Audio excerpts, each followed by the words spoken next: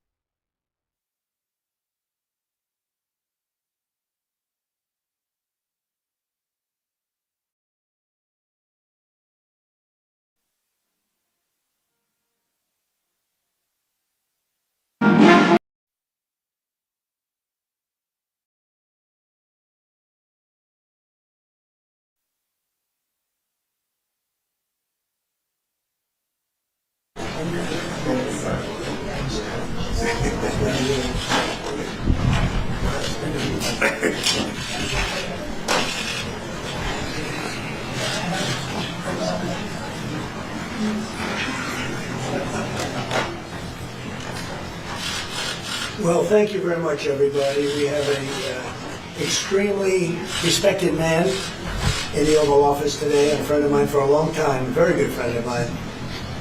And I'm very proud of the job he's done. What he's done is incredible in terms of human rights and everything else. And he's the crown prince, the future king, and I just want to pay my greatest respect to your father, King, who is an amazing man. I met him early on. He greeted me at the airport at an age that was pretty high up there, and it was about 117 degrees, and he was standing on the red carpet as I came out of the plane, and he's amazing. And when I met his brilliant son, it was at the Oval Office. Shortly thereafter, you came in representing the country, and I called the father. I said, "This guy is fantastic." And I don't know if that helped you or hurt you, but obviously it couldn't have hurt you much, because here you are, right? And we had a great meeting, and the office has changed quite a bit, and we inherited a mess. You actually told me you thought the country was in big trouble. I'm not going to use the exact word that you used. I refuse to say that you thought our country was dead a year and a half, 2 years ago, but our country was in trouble, and now we have the hottest country in the world. You said that also. And we do. We have the United States is right now the hottest country in the world. And between the tariffs and the election, November 5th election, we've done things that nobody can believe. $21 trillion will be the amount invested in the United States or committed to invest in 1 year. So in here 9 months, we're up to almost $18 trillion. Biden, as an example, the Biden administration, if you call it that, it's not to me, it was the Biden lack of administration. They were less than $1 trillion for 4 years. We're going to be $21 trillion for 1 year. I think that's hard to believe. The biggest in history was a certain country, $3 trillion. We're going to be $21 trillion. On top of that, prices are coming down. We inherited a mess with high prices. The worst inflation in the history of our country. We had inflation that was a single full 4 years, the worst inflation in the history of the United States. The gas prices through the roof, and that's after destroying our petroleum reserve, which was meant for wars and big emergencies, not to try and win an election. They opened up the reserve so that people get $3 less in gasoline, and it didn't work. They got about 3 cents less. Because as big as those reserves are, they're peanuts when you're talking about that kind of traffic. And we're rebuilding the reserves. We're doing all of this, and we've done a job. We're also bringing down prices very substantially, and we've already brought them down very, very substantially. Gasoline is way down. I think you'll be seeing $2 gasoline, but we're now at $2.50, $2.45. Some are lower than that. It was $4.50, $5, $6, $3.50, $3.75. Under by all different numbers, but way high. And we have energy way down. But the biggest thing to me, because I know what it means in jobs, is the fact that we're at over $17 trillion, Scott, and we expect to be around $21 trillion in 1 year. And that's many times bigger than in history. The highest number was $3 trillion. And we're going to be at $21 trillion. That means new plants, new AI, new auto plants. We have auto plants coming in from Canada, from Mexico, from Germany, from Japan. Toyota just agreed to invest $10 billion on new auto plants, all American workers. We've never been in a position like this. You can go back to the beginning. Our country has never been in a position like this, and it really is because of the fact that we use tariffs to bring all this money in. And you're going to see the results in a year when these plants start to open up. We have more plants under construction now than at any time in the history of our country. And these are big plants. These are the biggest plants anywhere in the world. And I want to thank you because you've agreed to invest $600 billion into the United States. And because he's my friend, he might make it $1 trillion, but I'm going to have to work on him.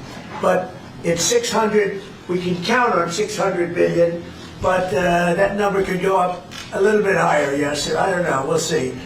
But we appreciate it very much. So Saudi is going to be investing at least $600 billion, and that means investments in plants, in companies, money on Wall Street, and what it really means for everybody that really counts is jobs, a lot of jobs. We have a lot of jobs. So I just want to thank you. We've been really good friends for a long period of time. We've always been on the same side of every issue. I think we've done a great job in wiping out the nuclear capacity of Iran. Nobody else could have done that. No other president would have done it. And we had the pilots in the Oval Office right here. We were celebrating a very successful attack. So I had them in with that beautiful B-2 bomber that's over there. And they said, sir, for 22 years, we practiced this attack.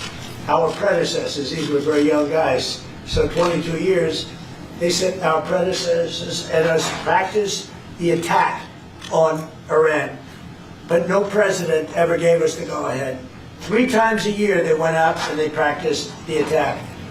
Nobody let us do it until you came along, and I let them do it because it was the right thing to do. You can't have a nuclear Iran. And so we put you in a very good position. But I just want to say it's an honor to be your friend, and it's an honor that you're here. And if you'd like to say a few words, but thank you very much. Well, thank you, Mr. President. This relation for about 9 decades, and we've been working together for a long time. But today it's a very important time in our history because there's also a lot of things that we're working in the future. We believe in the future of America. We believe in what you're doing, Mr. President, is really creating a lot of good things and good foundation to create more economic growth, more business in America, and through also your work for the world peace. I believe, Mr. President, today and tomorrow we're going to announce that we are going to increase that $600 billion to almost $1 trillion for investment, real investment and real opportunity by details in many areas. And the agreement that we are signing today in many areas in technology, in AI, in materials, magnets, etc., that will create a lot of investment opportunities. So you are doing that now. You're saying to me now that the 600 million will be 1 trillion. Definitely, because what we are signing will facilitate that. I like that very much. No, that's great. I appreciate that. That's great. We're doing numbers that nobody's ever done. And in all fairness, if you didn't see potential in the U.S., you wouldn't be doing it. Definitely. You don't want to lose money. As you said, Mr. President, it's the most hottest country in the planet. But what you are creating is not about opportunity today. It's about also long-term opportunity in of America that will affect American economy positively in the next coming decades, preparing the right foundation of emerging technologies. That's a game changer for America in a good way, and we want to be part of it. Yeah, we're doing really well. And this, you don't see what we're doing so much because we have, although the construction industry sees it. If you look at Caterpillar, who's been incredible, the tractors, everything else, the numbers that we're doing in construction are unbelievable. Some of the plants that we're building, AI, and they're building their own electric with the plant. I gave them the right to build their own electric with the plant because no country, frankly, will have this. China's working very hard to produce enough electric, but we're beating China substantially at AI, which is a big thing.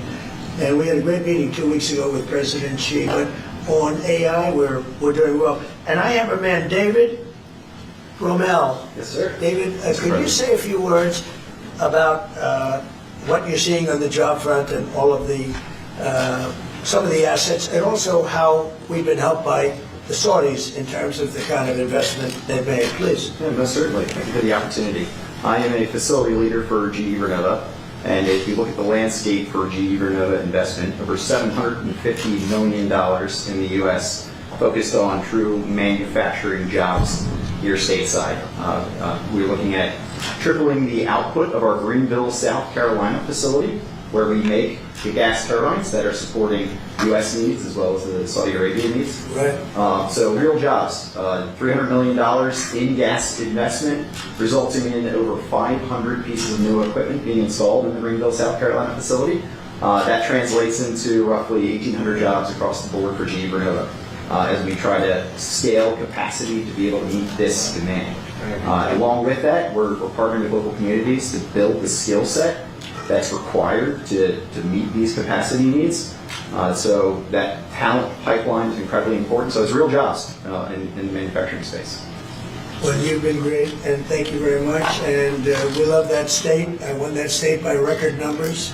I won a lot of states by record. Texas, a lot of them by Indiana. We're working with Indiana or something right now. We won that. We won a lot of them by records, but that was one of them. I want to thank you very much. Say hello to everybody. Great job. You're doing a great job. Thank you. Appreciate it, Mr. President. So, just in wrapping up, we'll take a couple of questions, but I want to just tell you what an honor it is to be your friend, and I very much appreciate the investment of now $1 trillion, okay?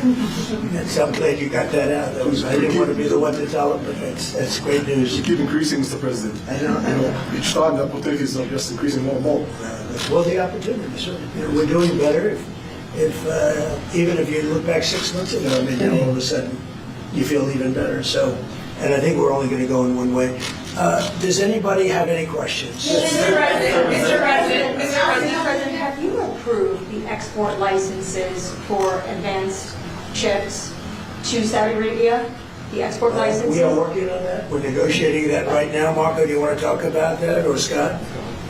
Okay, well, I mean, that's part of what we may have announcements on that later today, but that's what we've been working on is the mechanics by which something like that can be achieved, and it's part of the broader process, part of this broader engagement and cooperation between our two countries. Certain levels of chips. Yeah. For the Crown Prince, Your Royal Highness, you're talking about $1 trillion of investment.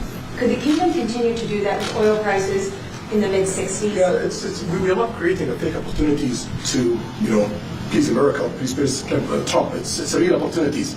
For example, when you ask about the AI and the chips, Saudi Arabia have a huge demand of a huge need of computing power, and we're going to spend in the short term around $50 billion by consuming those semiconductors for our needs in Saudi Arabia. And with the agreement that we're going to have with America, that will allow us to focus that consuming power in the short term by $50 billion from this of America, and long term with hundreds of billions of dollars in the long term. So there's a lot of real opportunities that fit to our needs in Saudi Arabia and fit to our investment strategy. Mr. President, is it appropriate, Mr. President, for your family to be doing business in Saudi Arabia while you're president? Is that a conflict of interest? And Your Royal Highness, the U.S. intelligence concluded that you orchestrated the brutal murder of a journalist. 9/11 families are furious that you are here in the Oval Office. Who are you with? Why should Americans trust Who are you with? And the same to you, Mr. President. Now, who are you with? I'm with ABC News, sir. You with who? ABC News, sir. Fake news. ABC fake news. One of the But the worst. question is- One of the worst in the business. But I'll answer your question. Thank you. I have nothing to do with the family business. I have left, and when I've devoted 100% of my energy. What my family does is fine. They do business all over. They've done very little with Saudi Arabia, actually. I'm sure they could do a lot. And anything they've done has been very good. That's what we've done. We've built a tremendous business for a long time. I've been very successful. I decided to leave that success behind and make America very successful. And I've made America more successful by far than it ever was, and that it ever could have been no matter who was president. There would be nobody bringing in $21 trillion, that I can tell you right now. As far as this gentleman is concerned, he's done a phenomenal job. You're mentioning somebody that was extremely controversial. A lot of people didn't like that gentleman that you're talking about. Whether you like him or didn't like him, things happen. But he knew nothing about it, and we can leave it at that. You don't have to embarrass our guest by asking a question like that. Just yes, Mr. President, you allow me to answer.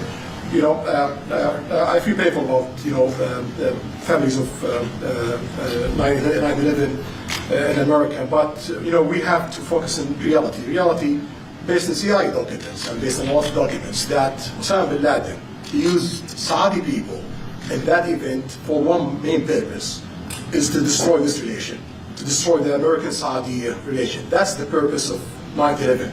So whoever buying that means they are helping Osama bin Laden's purpose of destroying this relation. He knows that strong relation between America and Saudi Arabia is bad for extremism, it's bad for terrorism.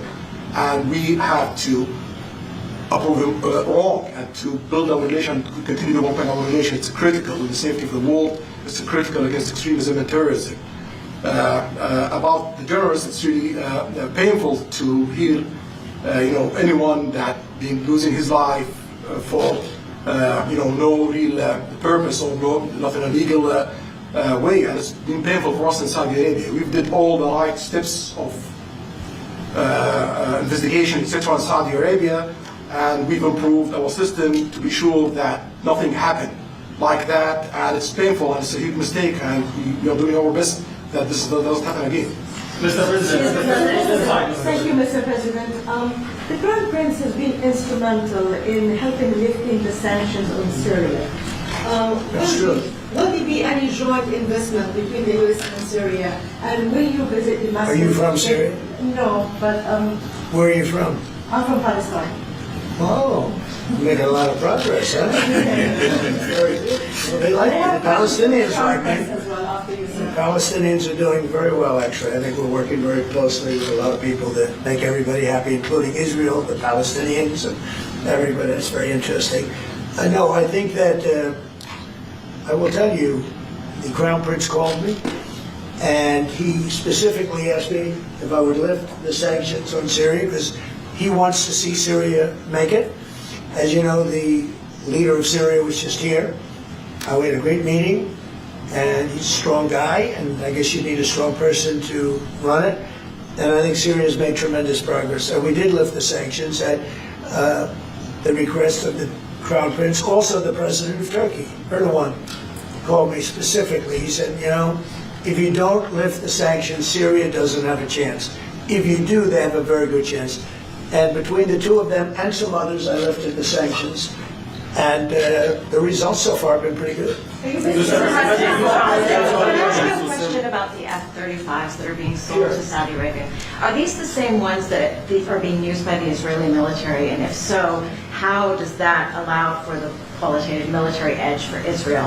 And then I want to ask you, because you brought up the plight of the Palestinians, are you aware of relocation flights to South Africa that are taking place right now? Which flights? There are relocation flights that are taking place. Some Palestinians are being charged up to $2,000 I'm not going a to seat. South Africa for the G20 because I think their policies on the extermination of people are unacceptable. So I'm not going to, so I won't refer to anything having to do with South Africa. South Africa has behaved extremely badly. But I will say that when you look at the F-35 and you're asking me, is it the same? I think it's going to be pretty similar. How will that This affect- is a great ally, and Israel's a great ally. And I know they'd like you to get planes of reduced caliber. I don't think that makes you too happy. They've been a great ally. Israel's been a great ally.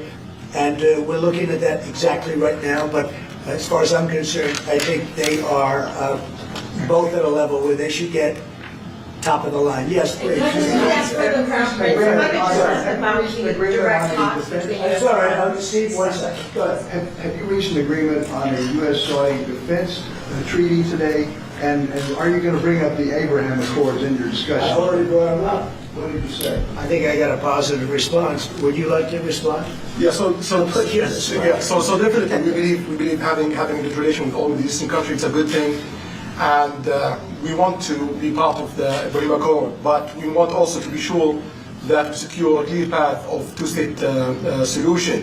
And today we have a healthy discussion with Mr. President that we're going to work on that to be sure that we can prepare the right situation as soon as possible to have that. I think we're, I don't want to use the word commitment, but we've had a very good talk on the Abraham Accords. We talked about one state, two state. We talked about a lot of things in a short period of time. We'll be discussing it further too. But I think you have a very good feeling toward the Abraham Accords. Yes, definitely, Mr. President. We want peace for the Israelis, we want peace for the Palestinians, we want them to coexist peacefully in the region, and we will do our best to reach that day. And the defense agreement, have you reached an agreement on that? We pretty much have. Mr. President. Question for the Crown Prince, if I could just finish. We have reached agreement on that. Yes. I wanted to ask you about the direct talks between the United States and Iran. Have you been fully briefed on that, and are you concerned at all about how this might impact Saudi security interests? When we are close ally, we'll be working closely together on that issue, and we will do our best to help to reach a deal between the rest of America and Iran, and we believe it's good for Iran's future to have a good deal that will satisfy the region and the world and the rest of America. So we will do our best to see that day happen. And by the way, Iran does want to make a deal. I can say I think they very badly want to make a deal. I am totally open to it. And we're talking to them and we start a process. But it would be a nice thing to have a deal with Iran. And we could have done it before the war, but that didn't work out. And something will happen there, I think. But they would very much like, I mean, they may say something else, but they would very much like to have a deal. Mr. President, Yeah, you are going to sell Good move, Mark. F-35 Say jets. it. You said you are planning to sell the F-35 jets to Saudi Arabia. Yeah. Is it part of the security agreement? And how you assess the defense partnership between Saudi Arabia and the United States? And the question was, Well, I just said it, I mean, we're gonna sell them F-35s, that's the only good question, I is it guess. part of the security agreement or no? No, we're gonna have a deal, they're gonna purchase F-35s, they're buying them from Lockheed, and it's a great plane. We make, by the way, the best military equipment. You saw that during the Iran little skirmish. We make the best planes, the best missiles. We make the best offensive missiles.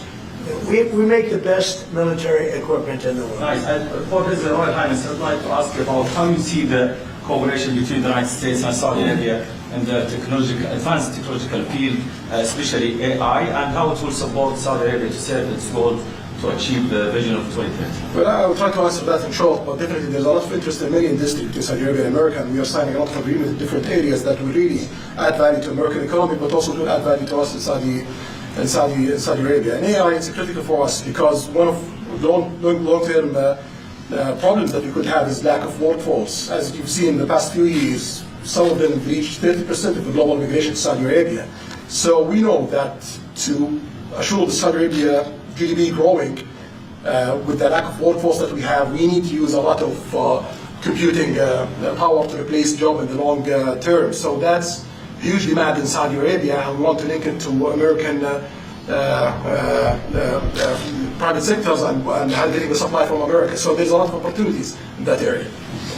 And we're also involved in AI in Saudi Arabia. So we're working, and we're leading by a lot on AI. Actually a lot. China would be in second place, but we're leading by a lot.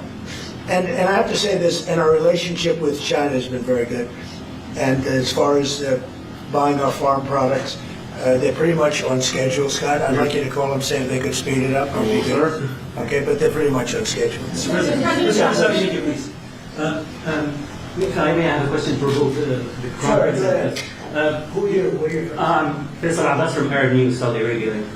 Your Excellency. You should be a friendly question.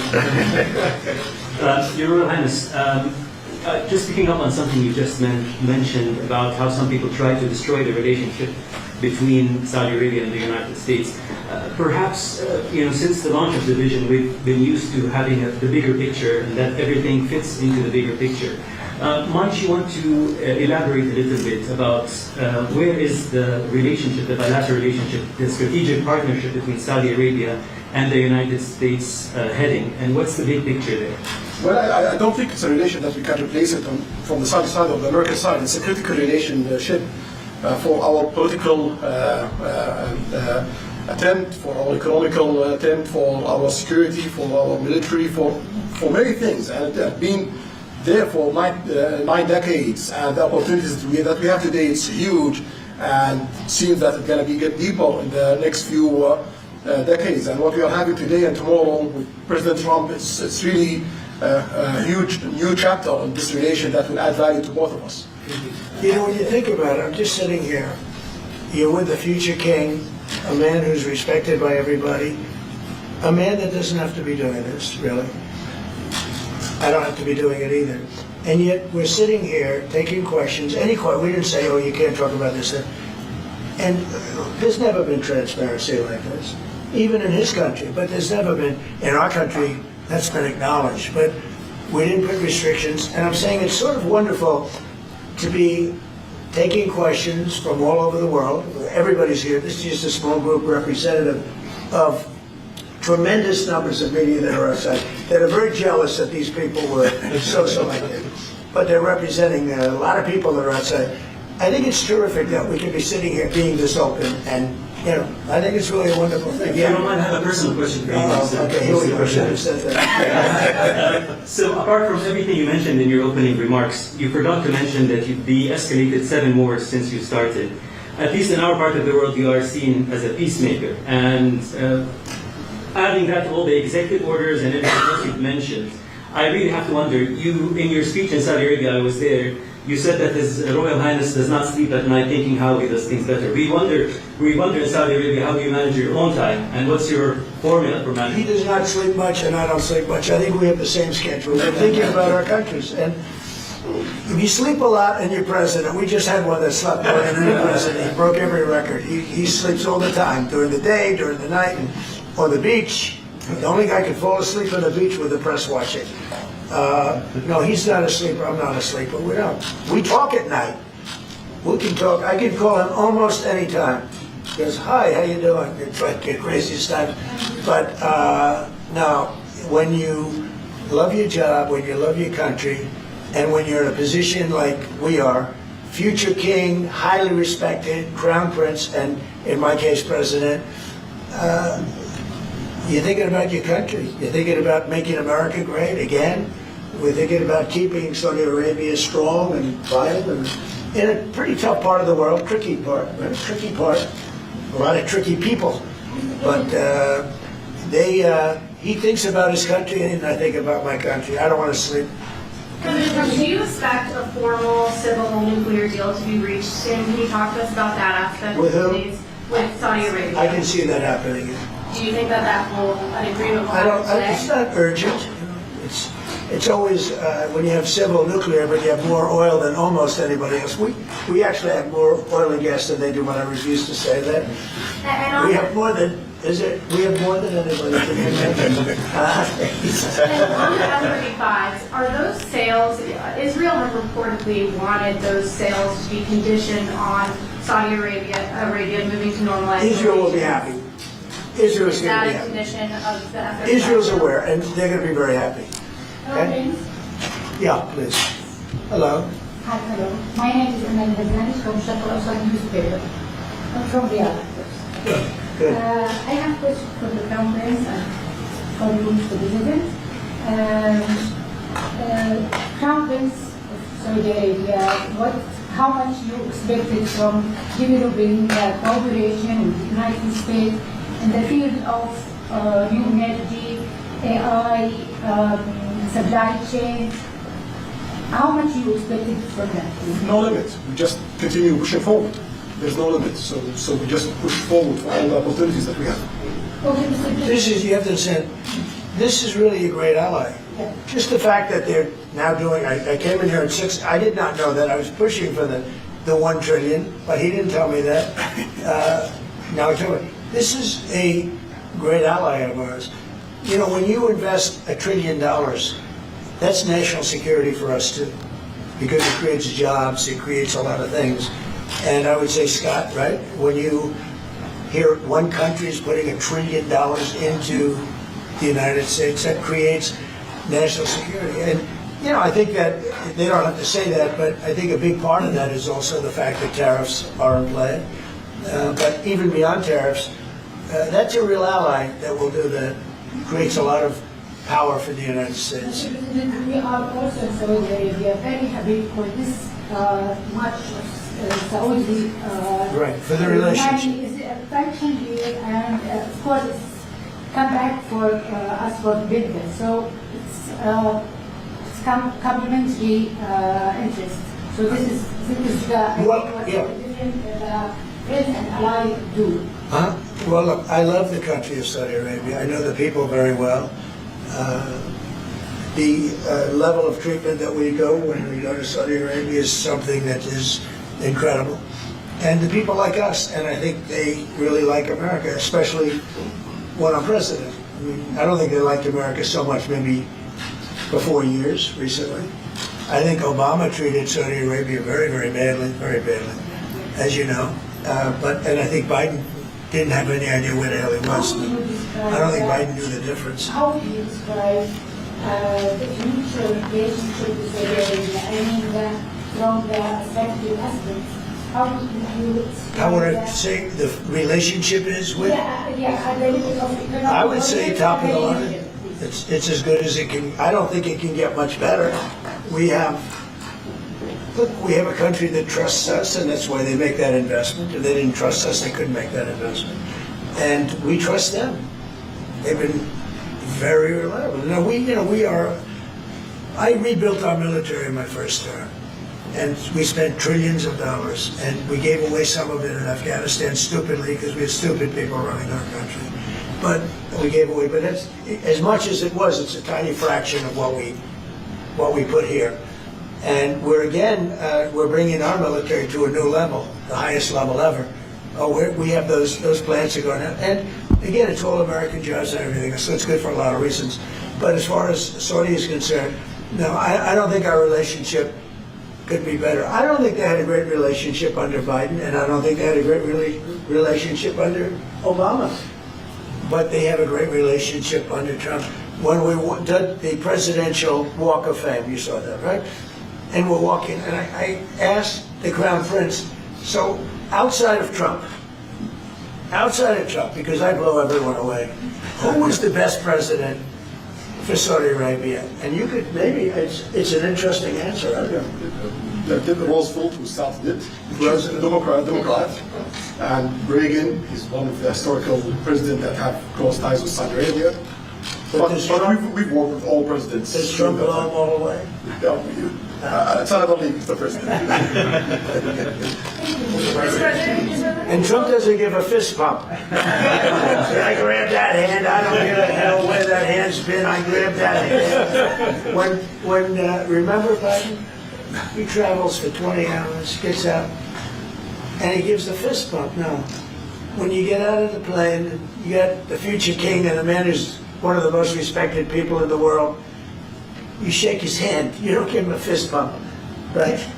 We don't want to ask you about that, but I can't imagine you were thrilled. You were like a little bit surprised.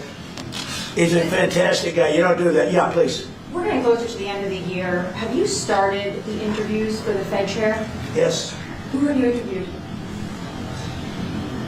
I think I already know my choice. Who is it? Well, I liked him, but he's not going to take the job. He refused. You like Treasury better, right? Much better, sir. So we are talking to various people, and frankly,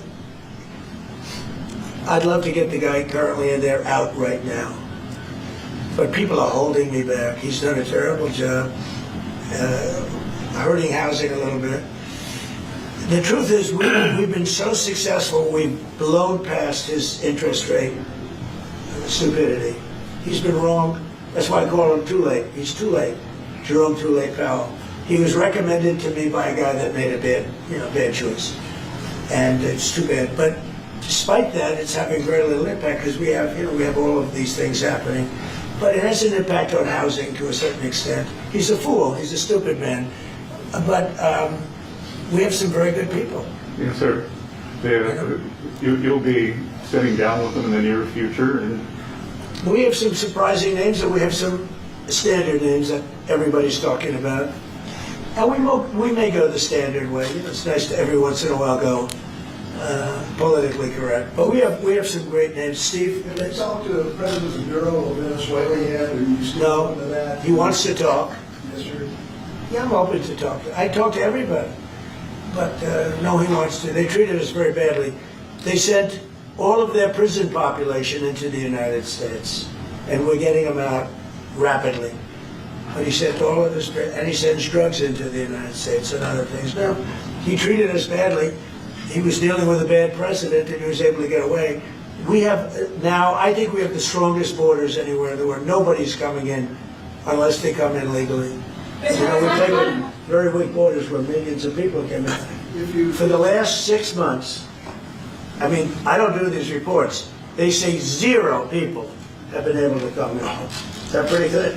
I don't know if that number's right, but it's pretty Mr. good. President, why wait for Congress to release the Epstein files? Why not just do it now? You know, it's not the question that I mind, it's your attitude. I think you are a terrible reporter. It's the way you ask these questions. You start off with a man who's highly respected, asking him a horrible, insubordinate, and just a terrible question. And you could even ask that same exact question nicely. You're all psyched. Somebody psyched you over at ABC. They're going to psych it. You're a terrible person and a terrible reporter. As far as the Epstein files is, I have nothing to do with Jeffrey Epstein. I threw him out of my club many years ago because I thought he was a sick pervert. But but I guess that would turn out to be right. But you know who does have? Bill Clinton, Larry Summers, who ran Harvard, was with him every single night, every single weekend. They lived together. They went to his island many times. I never did.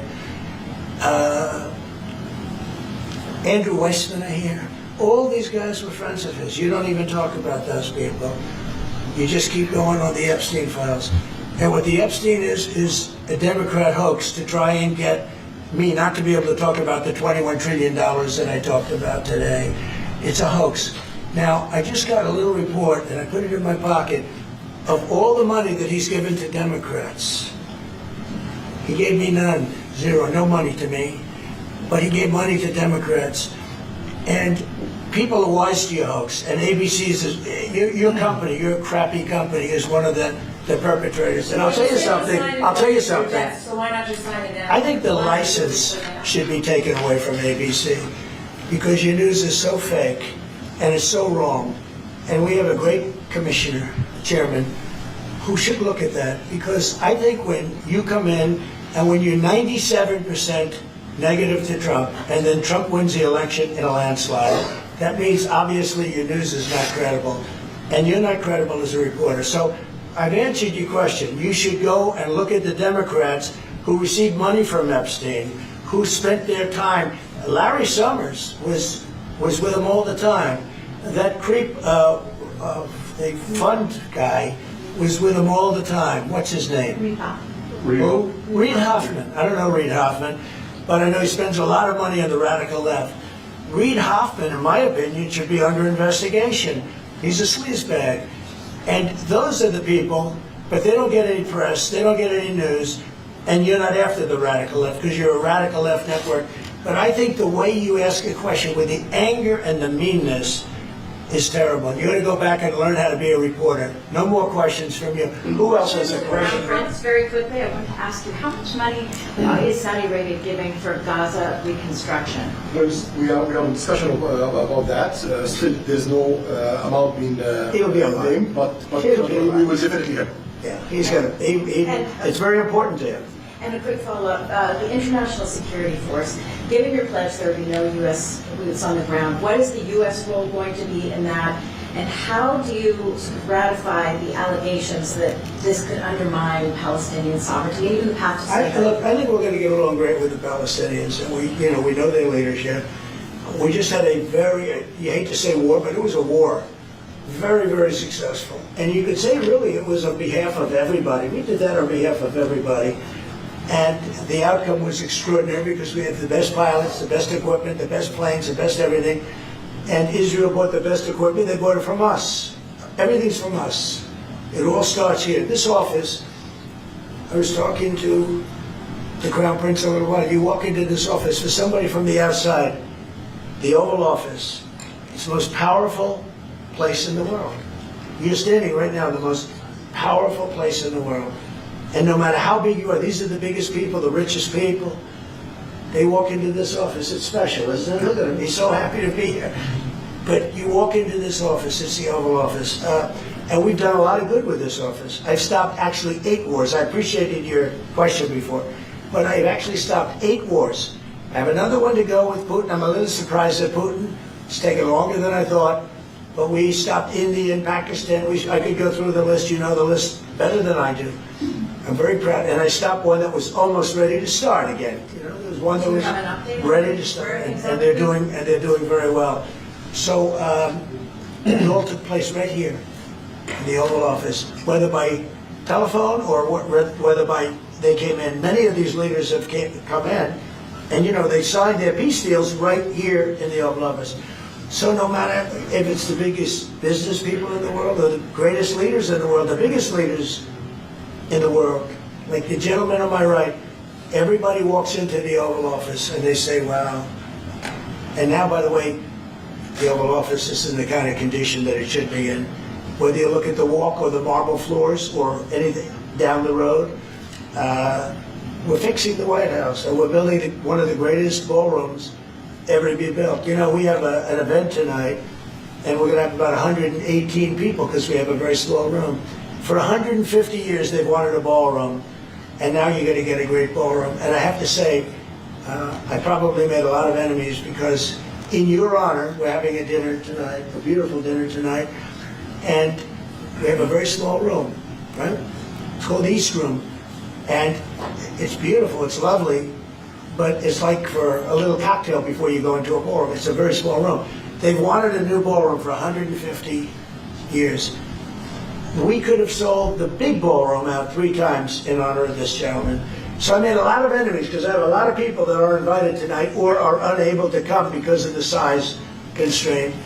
But you know what we'll do before I leave office? We'll have another dinner because we'll have it ready long before I leave office, and it's going to be beautiful.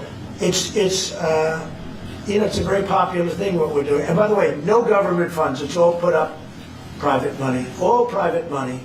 And in the case, I think it's there's a restriction on foreigners, otherwise I could have asked you just for a check on that. But there's a restriction. These are all private individuals that put up a lot of money to build the ballroom. Not one penny is being used from the federal government, so it's really a nice thing. But I look forward to it, I just pointed it out. This would be a perfect night to have that ballroom open, Susie. If we had that open, we'd have a lot of people very happy. Right now we have a lot of unhappy people because they all want to be with us tonight to honor this great man. Thank you all very much.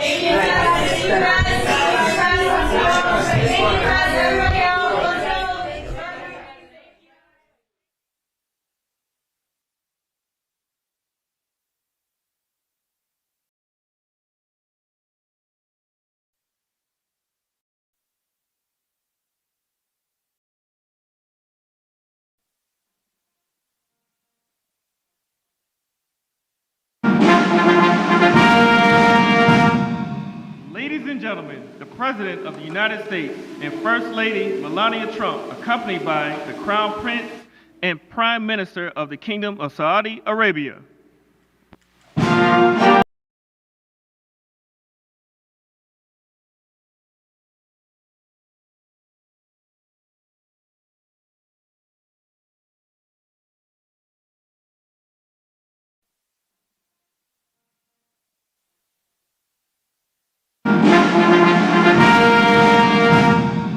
Ladies and gentlemen, the President of the United States and First Lady Melania Trump, accompanied by the Crown Prince and Prime Minister of the Kingdom of Saudi Arabia.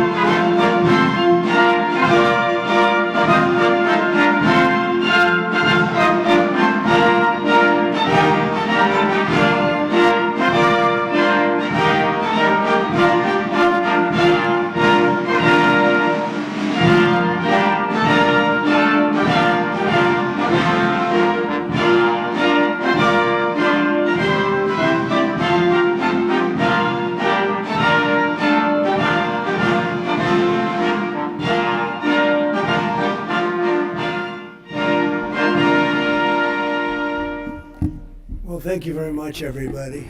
Thank you. What an honor. Well, this is a very special occasion, and it is indeed my honor to welcome to the White House a great friend and a man of leadership, vision, courage, and strength, His Royal Highness Crown Prince Mohammed bin Salman of the Kingdom of Saudi Arabia. And we had a big day today, a very big day for both countries. We've gotten to know each other well over the years, and he has become a true partner for peace and prosperity for our countries and for the world and for peace in the Middle East, which was a crowning achievement for both of us. And I just want to say that Crown Prince Mohammed, we're delighted to have you with us at the White House. Very special, very, very special.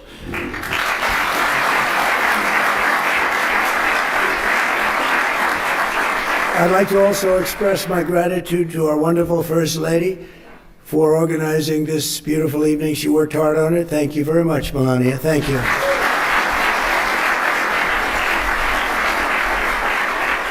And we're pleased to be joined as well by Vice President J.D. Vance and his magnificent wife, Usha. Thank you. Thank you, J.D. Speaker of the House, Mike Johnson, and his wife, Kelly. Thank you, Mike, wherever you may be. Thank you. Thank you, Kelly. Princess Rima. Thank you, Princess Rima. Such an incredible representative of your country. And you really are. We really appreciate it. Great job you do.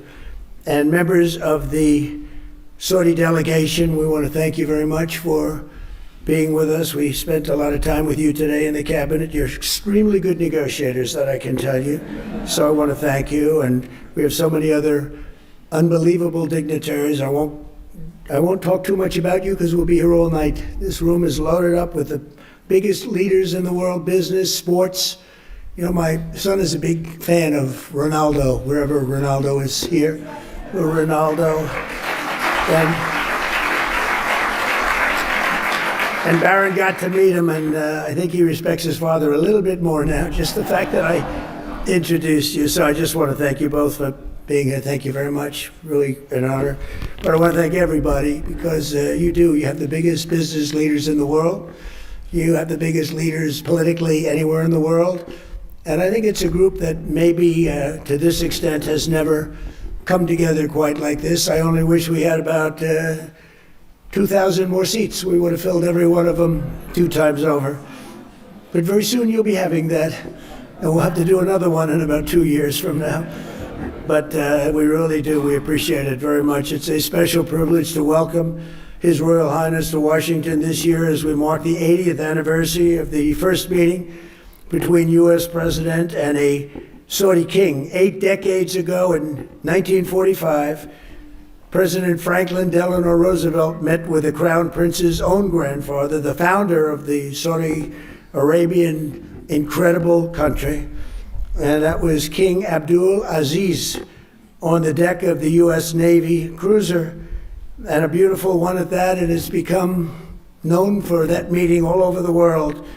The two became immediate and warm friends, and in fact, when we were walking down the Presidential Walk of Fame today, I said, so which one, other than Trump, of course, because Trump absolutely is number one in this category, meaning friend to Saudi Arabia. I said, which is the greatest of the president's friends of Saudi Arabia? And I think you said, very truly, Franklin Delano Roosevelt. Now, he's a Democrat, so I don't know.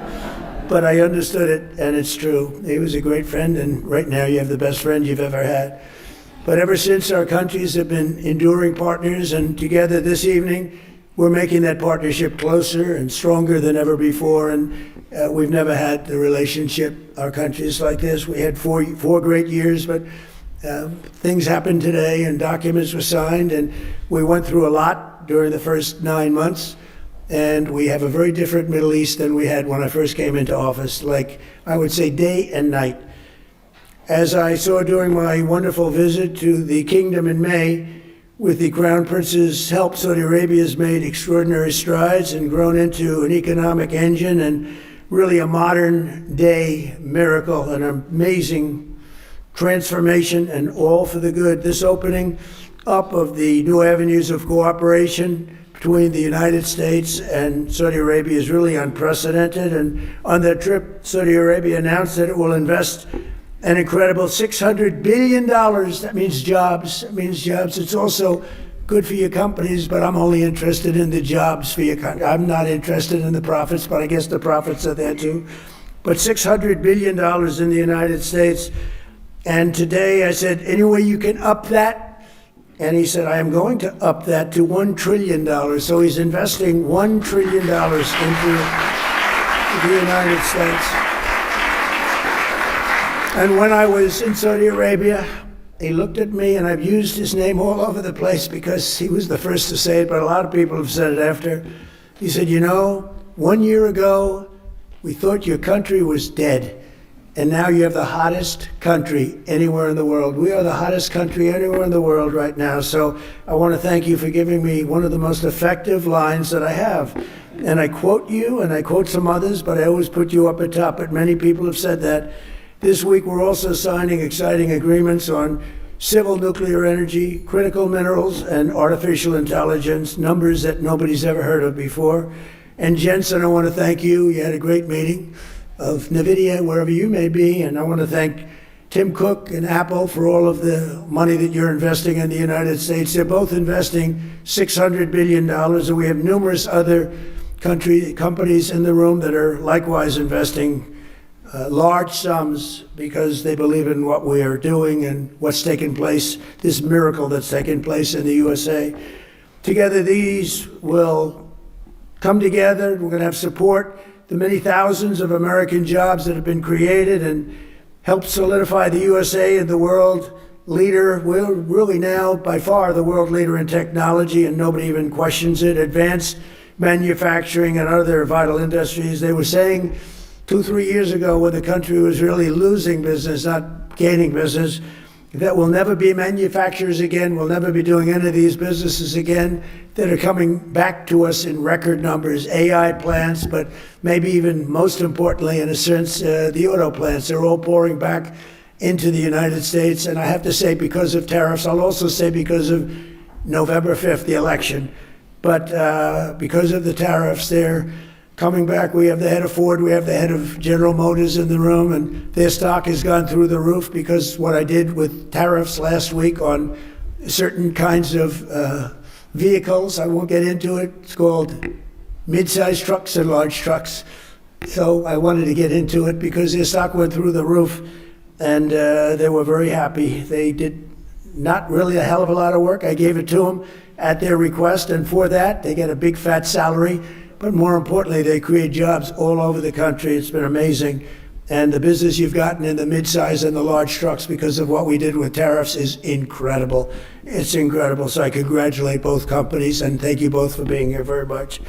And as we announced in May, Saudi Arabia is also making an enormous commitment to building up its own defense capabilities with the largest arms purchase in history, nearly $142 billion worth of American military equipment and services. And as I've said many times, and we've demonstrated just a short while ago, but quite a bit, we make the best military equipment in the world by far. We make the best jets, the best missiles. We make the best military equipment in the world. There's nothing even close.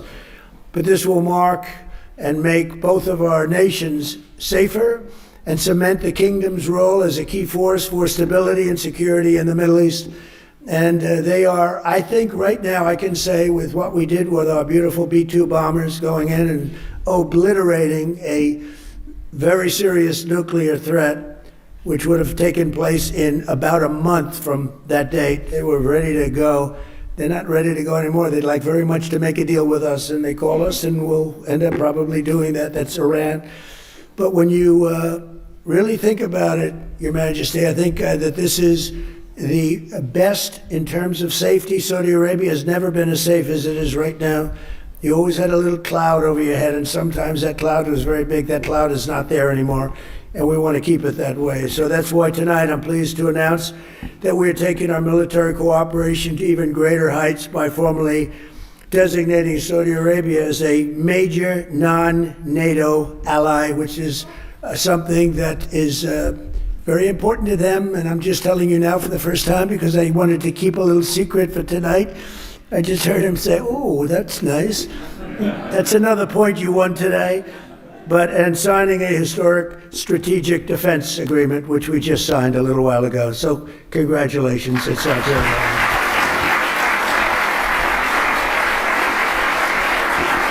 A stronger and more capable alliance will advance the interests of both countries, and it will serve the highest interest of peace, and we all share in peace, and we've never had and been so close to truly everlasting peace in the Middle East. All my life I've heard, oh, peace in the Middle East, but it'll never happen. We did it.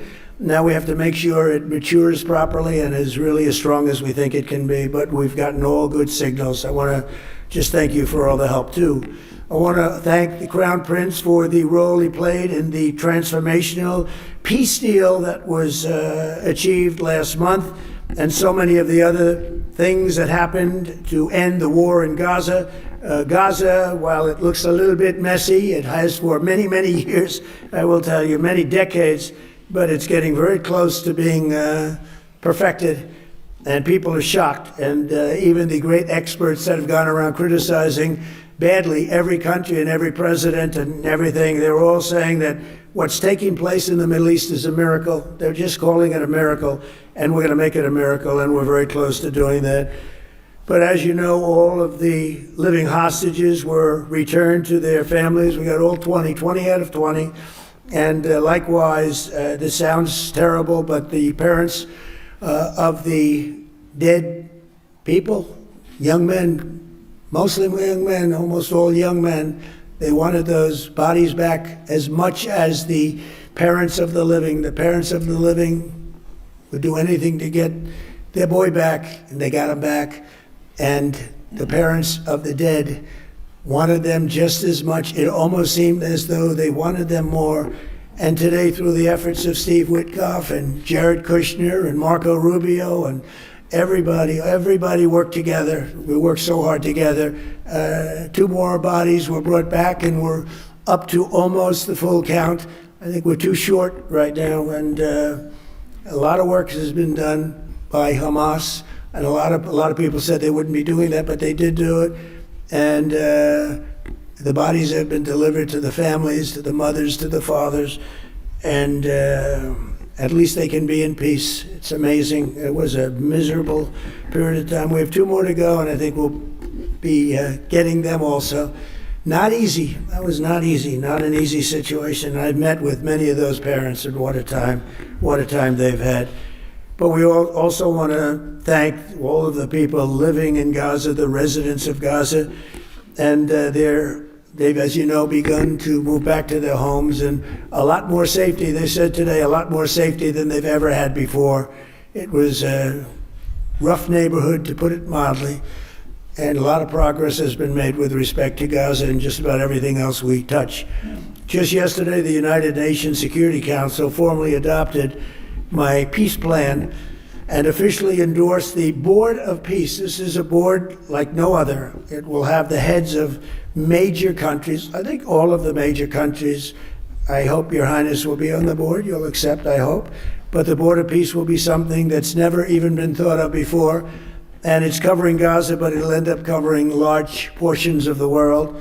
And I was honored to be chosen the chair of that Board of Peace, and I think you'll see something that nobody's ever seen before in terms of the status of the board. There will never be a board like the board that we're going to be announcing. Everybody wants to be on the board, and it'll end up being quite a large board because it'll be the heads of every major country, and the United Nations passed it. I guess unanimously, you can say. China, which was against it, took a pass. Didn't vote against it, and Russia, which was against it, didn't vote against it. So we appreciate it, because one negative vote and it doesn't happen. So people were shocked to see that it was approved, and that was a great honor. It's a great honor for me, I will tell you. I think it's something like nobody's ever even imagined. So it's called the Board of Peace, and watch for it, because it's going to do some fantastic things. And I know we're both deeply committed to an enduring ceasefire. It grows into the beautiful, lasting peace, and we've got things going at numbers and far ahead of schedule that nobody thought was possible. So, Your Royal Highness, just as my predecessors and so many of the people that you know and love from a long time ago, they bonded with the U.S. and Saudi relationship, which was forged 80 years ago. You and I are strengthening and renewing the alliance, I believe, to levels that were far greater than what they had even 80 years ago, frankly. We pray that we will be celebrated by our own descendants some days for this incredible relationship that's been built between the United States of America and Saudi Arabia. Someday they maybe will talk about us as being 2 wonderful men. Forget about great. Wonderful is okay. But 2 wonderful men that did tremendous work for their countries, and that bond is very important. Our friendship and blessings to America, to the Kingdom of Saudi Arabia, and to the world stand out and will always stand out to me. So I look forward to working with you, and we'll be here for 3.25 years. For the Trump, that's like an eternity. You know, for somebody else, that doesn't sound long. But We love doing it. We love, we have an expression, make America great again. And that's what we're doing beyond what anyone even thought possible. So I just want to thank you for being a very big part of it. And I want to thank you for a $1 trillion investment and contribution toward our country. That's a lot of jobs. Thank you very much. Thank you. Please.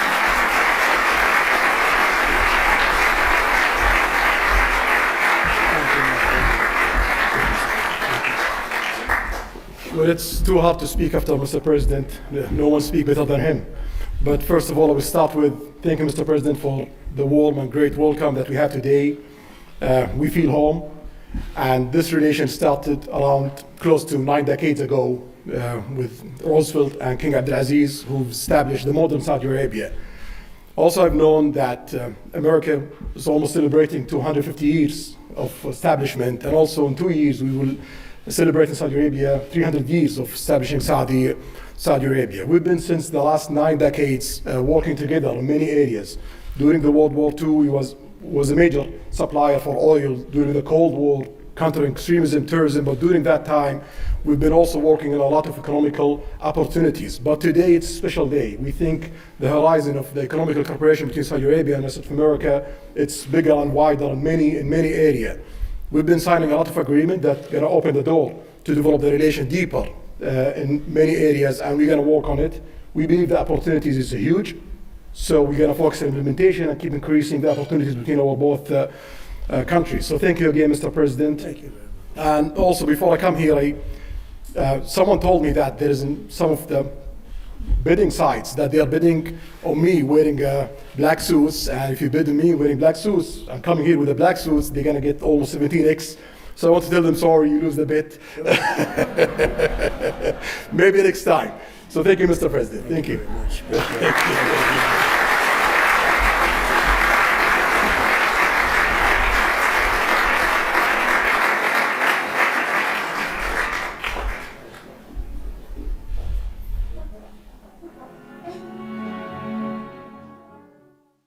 大家好，我是主播周玉琴。很多的朋友告诉我们，太阳星全效克菲尔益生菌帮助了睡眠品质。